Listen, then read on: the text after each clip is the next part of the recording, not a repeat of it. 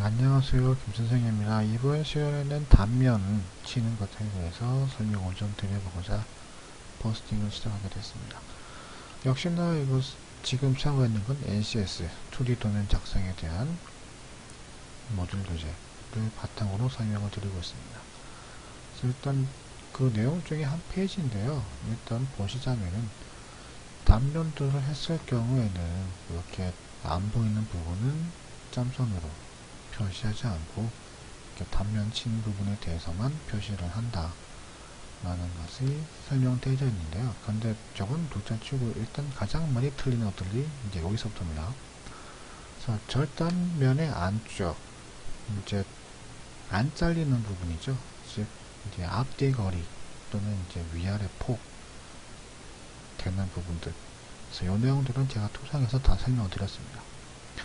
그래서 이렇게 생긴 모양을 반 잘랐을 때 원형 물체죠. 그러다 보니까 지름이 틀려요. 그러다 보니까 앞뒤, 즉 이렇게 점점 넓어지는 구멍을 가지고 있겠죠. 그러면 반 잘라서 봤을 때 점점 가면 갈수록 거리가 이렇게 길어지는 또는 멀어지는 상태가 됩니다. 그러다 보니까 칸의 구분이 이런 식으로 완료가 생기는 거죠.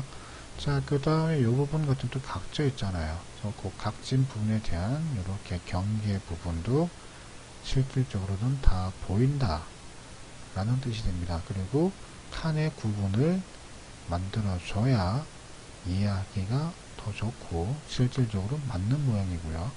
가 되는 겁니다. 그리고 가장 많이 나가는 게 요거예요. 제가 지금 학생들 갖추고 있긴 하지만 요게 가장 많이, 이렇게가 가장 많이 틀려요. 그냥 생긴 대로 그냥 해칭 나오도록 그러다 보니까 많이 틀리는데 원형 모양이라도 앞뒤 거리 확실히 틀리기 때문에 이렇게 칸으로 다 구분을 시켜 주셔야 됩니다. 자, 그 다음에 단면 친 거 같은 경우는 이렇게 부분이 친 거죠. 즉 본체가 아니고 본체에서 일부분 요 앞쪽만 쳤기 때문에 즉 바닥만 이렇게 해칭을 표시하고 위쪽은 그냥 다 보이죠. 넘어갑니다. 여기도 마찬가지로 반 갈랐으니까 그냥 반 표시하시면 돼요. 이것들은 별거 아닌데 이제 문제가 요겁니다. 요렇게 잘라가지고 요렇게 보고 있는 상태예요. 그러다 보니까 이쪽 부분은 반 잘린 거죠. 요렇게 반 잘라서 드러낸 거니까. 그렇죠?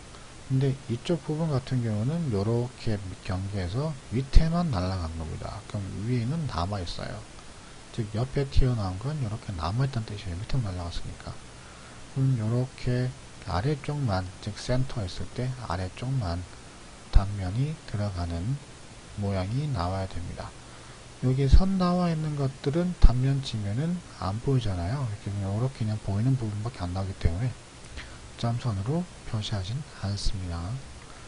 자, 그리고 얘 같은 경우도 지금 이렇게 잘라서 표시를 한 게 요건데 문제는 이 부분과 이 부분의 앞뒤 거리가 틀리잖아요. 그러다 보니까 이걸 그냥 그리기에는 사실상 불가능합니다. 손도 많이 가고 그러다 보니까 그냥 일자로 단면 친 것처럼 이렇게 그렸어요. 즉 얘가 거리가 틀리니까 원래는 이 부분이 따로 나와야 되는데 그렇게 하기가 너무 힘들고 번거로우니까 그냥 위에서 볼 때 이렇게 자른 게 요 모양 이렇게 모양 나온다 라고 그냥 예시를 해놓으면은 요 모양은 이렇게 잘랐구나, 구멍이 이렇게 들어가는구나, 요 구멍이 이렇게 또 이어져 있구나 라는 것들을 알 수 있게 표시되어 있는 거다 보니까 그냥 이렇게 일자로 자른 것처럼 표시한 게 이렇게 되어 있습니다. 즉 이제 편의사항이에요. 너무 이제 힘들다 보니까. 자, 그 다음에 이렇게 회전 단면 같은 경우는 이렇게 부분을 잘랐잖아요. 근데 실질적으로 본다면 이렇게 보기 때문에 이 리브가 각져서 이렇게 길이가 안 나옵니다. 그래서 한 이 정도 나오겠죠? 이렇게 보일 테니까. 그렇죠? 근데 이 부분을 그리기가 많이 힘들어요. 특히 이제 각져 있기 때문에. 그러다 보니까 아예 그냥 요 아래쪽 부분은 지금 이렇게 했을 때 이 부분 말고요. 이렇게 대각선 되는 부분, 이 부분을 그냥 아예 그냥 이렇게 늘어뜨려서 보고 있는 모양으로 그리는 게 회전투상이 됩니다. 얘 같은 경우는 이제 얘 뭐뭐사에서 하는 동력 전달 장치 1번 같은 경우는 본체가 요렇게 튀어나와 있는데 단면은 위에도 튀어나와 있죠. 근데 옆에서 보면 위에 안 튀어나왔잖아요. 맞죠? 그럼 이 부분이 요렇게 잘려가지고 올라갔다는 뜻이에요. 네, 그리기 좋으려고.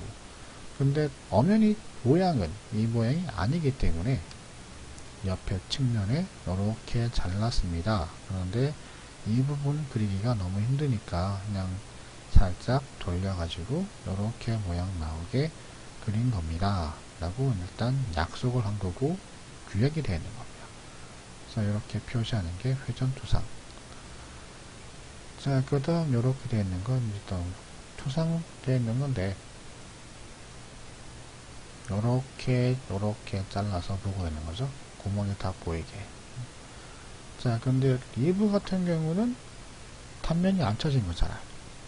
맞죠? 근데 왜 또 그냥 있냐면은 리브 거리 이렇게 나가는 거 찾기가 많이 힘들거든요. 또 이거 맞춰서 하는 게 너무 힘들다 보니까 일단 리브는 그냥 옆에서 볼 때 이렇게 위치가 다 나오니까 그냥 요렇게가 리브가 있다 하고 그냥 그리기 좋게 규약이 정해져 있습니다. 그래서 그냥 일반적인 리브처럼 그냥 그려주시면 되는 거예요. 근데 이제 요거 길이 값은 있겠죠. 원형이니까 문제가 없는데 이게 사각형 같은 경우는 구멍 이렇게 했을 때 이렇게 잘리면 대각선이 길잖아요. 그럼 이 부분이 더 이렇게 튀어나오겠죠. 그것은 좀 감안을 하셔야 됩니다. 자, 그 다음에 이렇게 측면을 잘라서 돌려서 보는 부분, 또 단면도 나오고요. 자, 그 다음에 축은 단면 안 친다 그랬죠. 부분적인 것들만 이렇게 단면을 치고 두께적인 부분들을 대해서 설명을 지금 되어 있습니다. 얘 같은 경우는 그냥 이렇게 아예 홈이 다 파졌다고 이렇게 그냥 디귿자 형태로 나오져 있는 거예요. 이렇게 부분들은 다 이렇게 두께 또는 폭이 나와 있죠. 그러다 보니까 이렇게 속이 다 차 있다고 경계가 나오는 겁니다. 자, 그 다음에 온 단면은 이렇게 반, 한쪽 단면은 4분의 1. 그리고 기능사 같은 경우는 일단 3D 답안지는 단면을 치지 않습니다. 그냥 생으로 보는 거. 그리고 산업비사 같은 경우는 4분의 1 잘린 게 보이는 등각 도상시킨 것들이 3D 답안지에 양쪽에 2개에서 모양이 나오도록 하시면 되는 겁니다. 그 다음에 이제 뭐 부분 단면, 스플란 저사용으로 뭐 대략 이 점만 찾다. 회전 단면. 이렇게 길게 되는 부분인데 이렇게 또 중간에 끊어서 보면은 이렇게 모양이 나온다 라는 것들에 대해서 이렇게 표시해도 회전 단면입니다. 그래서 이제 단면 하는 것들이 나와 있고요. 이제 밑으로 가면은 해당 예시들을 가지고 이렇게 단면을 치도록 예시가 나와져 있어요. 그래서 한번 시험 삼아, 연습 삼아 한번 해보시는 걸 권장하는 편입니다. 예를 들어 가지고 요런 거 하나 해볼게요. 요렇게 생긴 게 있을 때 위치 AA 돼 있죠? 요렇게 AA. 근데 원래는 이 위치가 이 위치니까 그냥 그리자면은 요렇게 구멍이 가고 끝이 요렇게 가서 여기가 짧게 나오겠죠? 자, 그런데 위쪽은 그냥 생긴 대로 그려주시면 돼요. 이렇게 위쪽은. 그래서 설명드릴 게 없고. 근데 이 부분 같은 경우는 저희가 아까 얘기했지만 이렇게 너무 그리기가 힘들다 보니까 위치도 안 맞고 길이가 짧으니까 뭐야 싶잖아요. 그냥 길이 맞추고 그냥 이해하기 쉽게 맞춰서 이렇게 그리면은 다고 했을 때 회전 단면 있죠? 쳤을 때 그럼 요 거리만큼이 요렇게 돌아서 나오면은 구멍이 요렇게 점선이 있고 원 나오겠죠. 그럼 요 모양이 대략 한 요쯤에 센터가 가지게 모양이 나와야 됩니다. 그렇죠? 그래야지 이제 요 부분을 요렇게 돌려서 단면 체크가 나오니까. 그리고 이제 요렇게 부분은 이제 두께지는 부분이니까 표시를 하고 칸 나오는 거 이외 이렇게 해칭을 주시면 되는 거겠죠. 그래서 단면 치는 거에 대한 예시도 나와 있으니까 이런 것들 한번 보시고, 그리고 뒤쪽 가면 정답도 나와 있거든요. 쭉 가보면은 이렇게 정답도 나와져 있습니다. 그래서 이제 비교해 보시면서 단면 치는 연습도 한번 해보시는 걸 권장합니다.